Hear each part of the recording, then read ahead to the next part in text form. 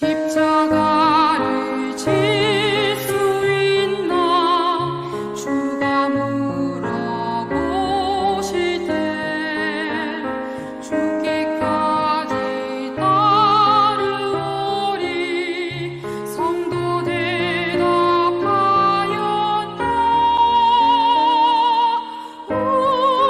우리의 심령 주의 것이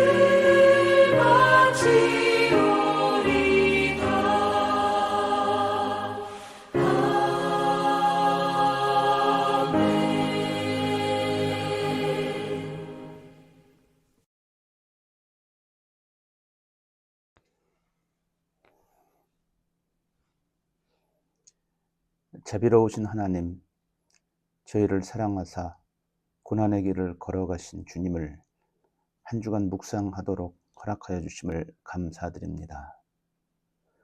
오늘은 특별 새벽 기도회 둘째 날입니다. 하나님의 말씀을 듣고 예수 그리스도의 이름을 부르며 기도할 때 예수 그리스도의 고난에 동참하는 은혜로운 하루가 되게 하여 주시옵소서. 인류의 죄악을 사하기 위하여 친히 고난의 길을 걸으셨던 예수님을 묵상하며 은혜로운 한 주간 보내고자 합니다. 이른 새벽 저희를 깨워 주님의 보좌 앞에 엎드리게 하여 주심을 감사드립니다. 세상에 감당해야 할 일들이 있고 해야 할 일들이 있지만 이번 주간은 주님의 십자가를 묵상하며 나아가려고 합니다.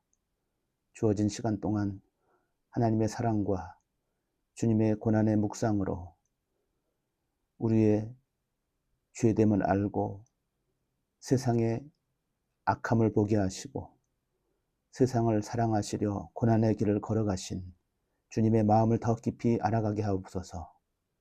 우리는 작아지게 하시고 주님만 높아지게 하옵소서. 찰나의 시간 동안 잠시 머물 것들의 마음을 빼앗기지 않게 하시고 영원한 하나님의 나라를 꿈꾸며 나아가게 하옵소서. 예수님의 이름으로 기도드리옵나이다. 아멘.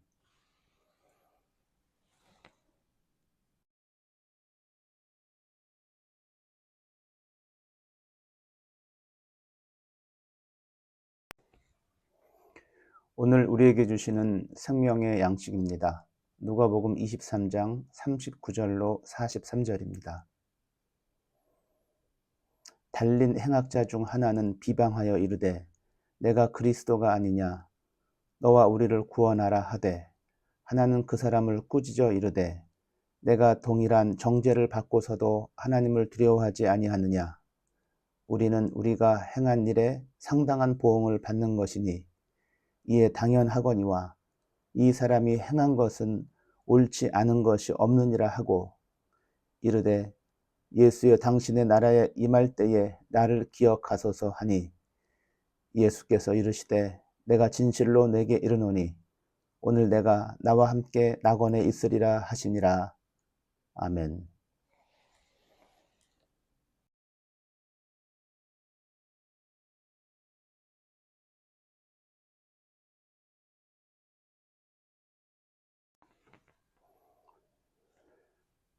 특별 새벽 기도회 둘째 날입니다. 첫째 날 새벽 기도회를 통해서 하나님께 기도로 한 주간을 시작하신 여러분들을 축복합니다. 계속해서 이번 한 주간 기도의 제단을 은혜롭게 쌓을 수 있는 여러분들이 되시기를 바랍니다. 우리가 봉독한 말씀 중에 누가복음 23장 43절 마지막 절에 있는 말씀이 오늘 설교의 주제 말씀입니다. 누가복음 23장 43절에는 예수께서 이르시되 내가 진실로 내게 이르노니 오늘 내가 나와 함께 낙원에 있으리라 하시니라 라고 말씀했습니다. 그래서 오늘 말씀의 제목은 나와 함께 낙원에 있으리라 라고 정했습니다. 아무리 못난 자식도 죽을 때만큼은 배려해 주기 마련입니다. 더욱이 일반 백성도 아니고 하나님의 아들이라면 더더욱 그래야 할 것입니다. 그런데 하나님은 그렇게 하지 않으셨습니다. 예수님의 십자가 죽음은 이해할 수 있어요. 하지만 양옆에 두 명의 강도를 끼고 마치 강도들의 우두머리처럼 죽게 하실 필요까지는 없었습니다. 십자가에 달리는 것만으로도 충분히 저주받은 것이고 어차피 인류를 구원할 십자가는 예수님의 십자가 하나면 충분하기 때문입니다. 그런데도 하나님은 예수님이 두 명의 강도와 함께 죽게 하셨습니다. 이것은 평생 순종하셨던 아들에게 너무나 혹독하고 불명예스러운 죽음이 아닐까요? 도대체 왜 하나님은 그렇게 하셨을까요? 여기에는 하나님의 깊은 뜻이 있습니다. 그들이 독립을 위해 투쟁했던 정치범이든 아니든 어쨌든 그들은 자신들의 목적을 위해서라면 살인도 일삼는 폭력적인 강도들이었습니다. 그런데 오직 누가만 그들을 강도가 아닌 특별한 용어를 사용합니다. 그들은 행악자들이라는 것입니다.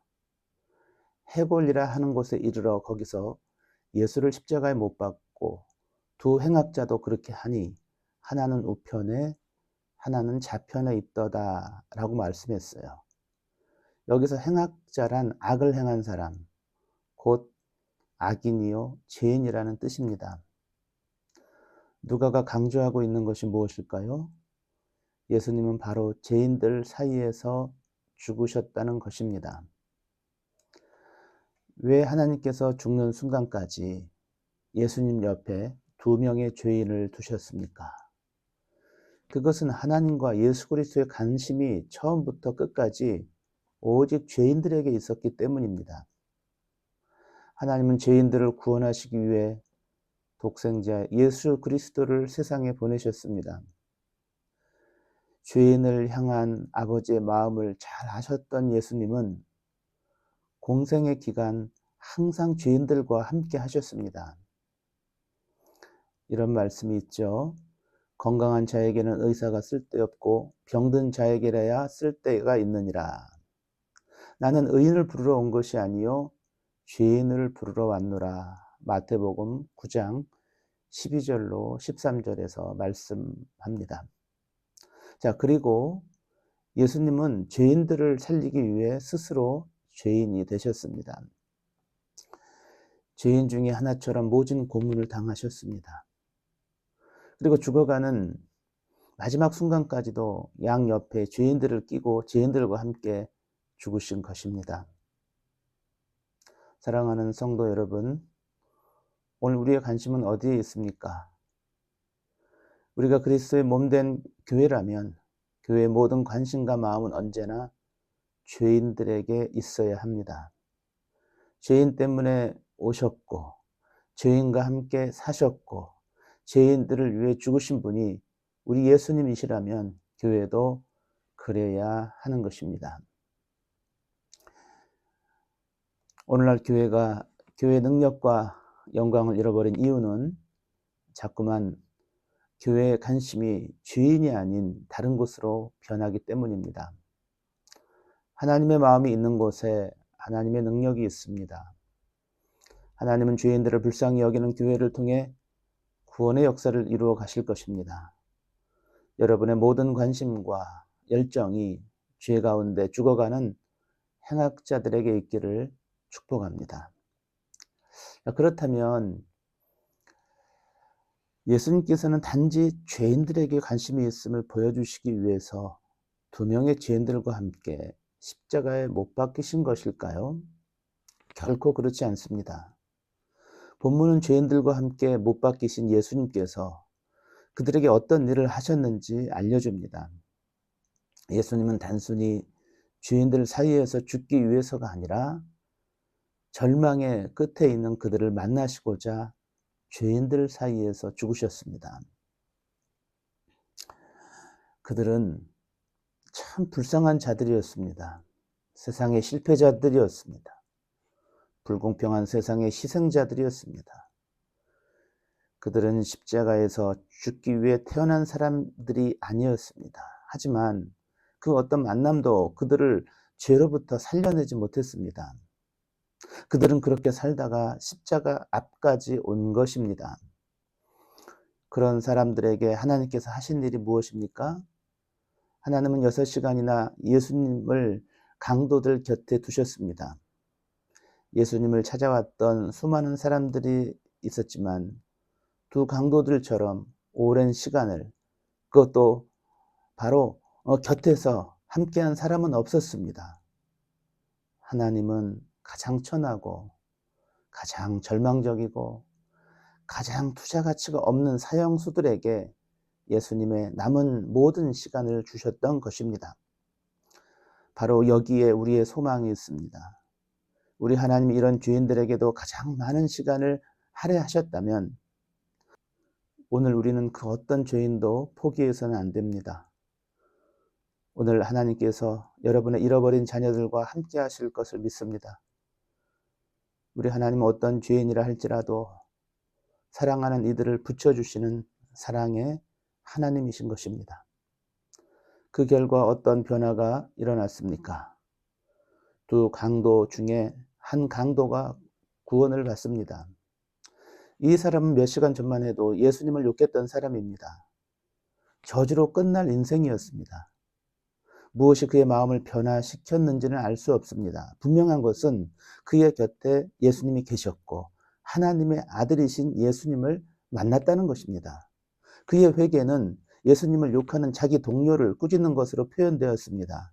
그리고 그의 믿음은 예수여 당신의 나라에 임하실 때에 나를 기억하소서라는 간구로 확인이 됩니다. 그는 가장 비극적인 인생에서 가장 큰 은혜를 받은 인생으로 변화된 사람이 되었습니다. 예수님과 함께 했던 단 한 번의 만남으로 그는 영원히 살게 된 것입니다. 내가 진실로 내게 이르노니 오늘 내가 나와 함께 낙원에 있으리라 하시리라. 이 말씀 아주 의미가 있는 말씀입니다. 누구든지 예수님을 만나면 인생이 달라져요. 세리장 삭개오는 예수님 만나 변화되어 새 삶을 살게 되었습니다. 12회를 유출병으로 고생했던 한 여인은 예수님을 만나 그의 옷깃 한 번만 만지고 병에서 해방되었습니다. 거라사 지역의 광인은 예수님을 만나 온전한 사람이 되었습니다. 회당장 야이로는 예수님을 만나 죽었던 딸이 살아나는 것을 보았습니다. 고기 잡는 어부가 사람 낚는 어부로 변화되고 심지어 교회를 핍박했던 사울도 살아계신 예수님을 만난 후 이방인을 전도하는 사도 바울로 변화되었습니다. 사랑하는 성도 여러분, 누구든지 예수님을 만나면 다시 사는 것입니다.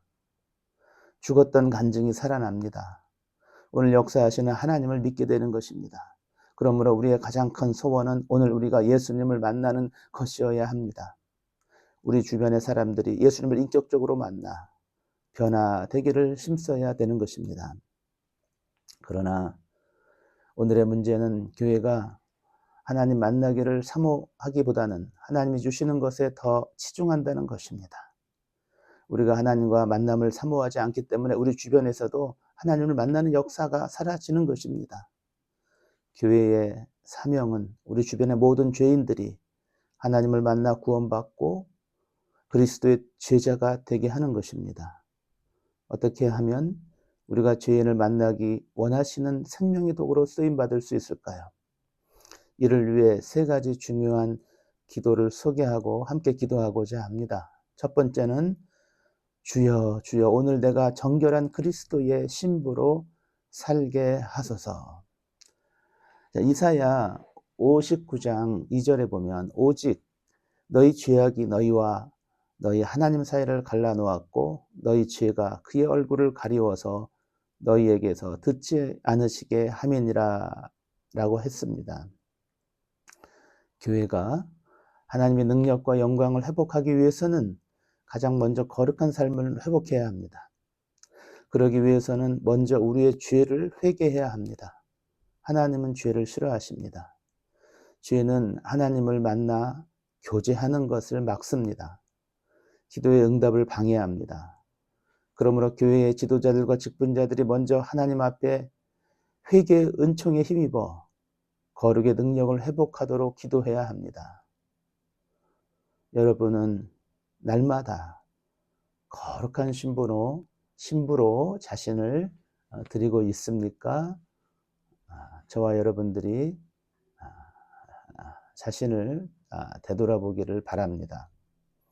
두 번째, 주여 주여 오늘 내가 하나님을 깊이 만나게 하소서. 이사야 55장 6절에 너희는 여호와를 만날 만한 때에 찾으라 가까이 계실 때에 그를 부르라 라고 말씀했습니다. 무엇보다도 나 자신부터 하나님과의 만남이 회복되어야 합니다. 우리 주변에는 오래전에 하나님을 만나고 하나님과의 만남이 끊어진 사람들이 많습니다. 성도의 능력은 하나님으로부터 나옵니다. 어제의 하나님이 아니라 오늘 살아 역사하시는 하나님과 생생한 만남이 지속되어야 합니다. 하나님은 하나님을 찾고 부르짖는 자에게 나타나십니다. 교회가 하나님을 만나야 세상도 하나님을 만나게 할 수 있습니다. 여러분은 오늘 하나님과의 만남을 정말 사모하고 있습니까? 하나님과의 만남을 위해 무엇을 노력하고 있습니까? 저와 여러분 한번 되돌아보기를 원합니다. 세 번째로, 주여 주여 오늘 내가 만나는 사람들마다 나를 통해 예수님을 만나게 하소서. 고린도후서 2장 15절에 우리는 구원받는 자들에게나 망하는 자들에게나 하나님 앞에서 그리스도의 향기니라고 했습니다. 하나님은 단 한 번의 만남으로 완전히 사람을 바꾸실 수 있어요. 그 어떤 죄인도 그 어떤 불신자도 예수님을 만나면 변화될 수 있습니다. 믿으시기를 바랍니다. 그러므로 오늘 만나는 사람들이 우리를 통해 예수님을 만나게 해달라고 간구해야 됩니다. 우리가 잠시 만나고 신방하고 상담하는 모든 사람에게 예수님의 생명이 전해지는 도구가 되도록 기도해야 합니다. 우리 가정과 교회와 나라가 사는 일은 하나님의 백성들이 날마다 하나님을 추구하며 하나님을 만나는 것입니다. 날마다 새롭게 하나님을 만나는 역사가 시작되기를 축복합니다. 기도하겠습니다. 사랑의 하나님, 우리가 죄인됨에도 불구하고 구주가 되어주시니 감사합니다. 이제 옛사람은 사라지고 새사람이 되었습니다. 영적인 세계의 생각과 믿음과 꿈과 언어를 깨달아 주님과 함께 살게 인도하여 주옵소서. 마귀와 싸워서 이기고 십자가 지고 전진해 나가 승리케 하여 주옵소서. 우리 주변에 정말 예수님을 만나야 될, 예수님을 잃어버린 영혼들이 많습니다. 방황하는 영혼들이 많습니다. 그 영혼을 위해 간증 갖고 기도하게 하여 주시고, 우리의 기도가 무르익었을 때 그 영혼들이 주의 천으로 돌아오는 놀라운 역사가 일어나게 하여 주시옵소서. 예수님 이름으로 기도드리옵나이다. 아멘.